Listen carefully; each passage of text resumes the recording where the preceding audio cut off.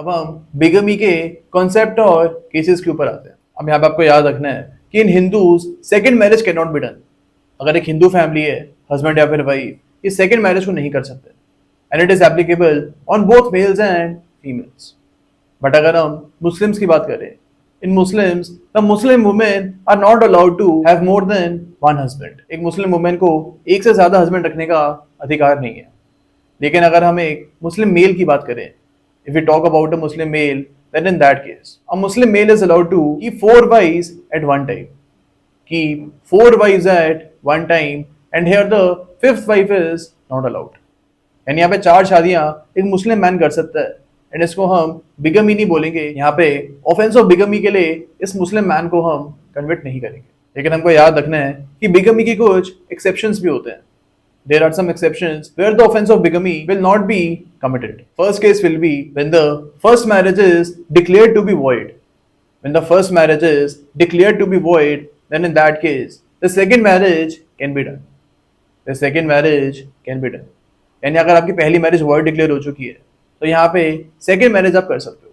या फिर आपको फर्स्ट मैरिज से डिवोर्स मिल गया है, if you have obtained divorce in the first marriage, divorce in the first marriage, then in that particular case, you can do the second marriage. You can do the second marriage. इसके अलावा you can also write that for the offense of bigamy to be committed, for the offense of bigamy to be committed, all rituals in the second marriage must be completed.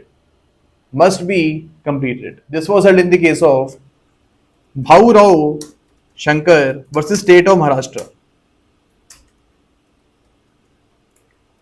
यानी for example, अगर एक Hindu marriage है and यहाँ पे शादी की सारी रस्मों को नहीं निभाया है, सपोज शादी में 7 फेरे ही नहीं हुए हैं, तो यहाँ पे हम ये बोल सकते हैं कि इस पर्टिकुलर केस में सेकंड मैरिज हुई है, एंड यहाँ पे आप एक्यूज्ड को बिगमी के लिए कन्वर्ट नहीं कर सकते। यहाँ पे एक और एक्सेप्शन हो सकता है, दैट इफ द हस्बैंड और wife has been absent for 7 years, if the husband और wife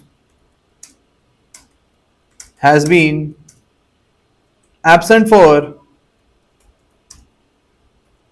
7 years or more, and the second spouse is made aware of this fact, then in this particular case, the offense of bigamy is not committed. This was held in the case of Queen versus Tolson. तो ये cases आपको याद रखने हैं, and exceptions भी आपको याद रखने हैं।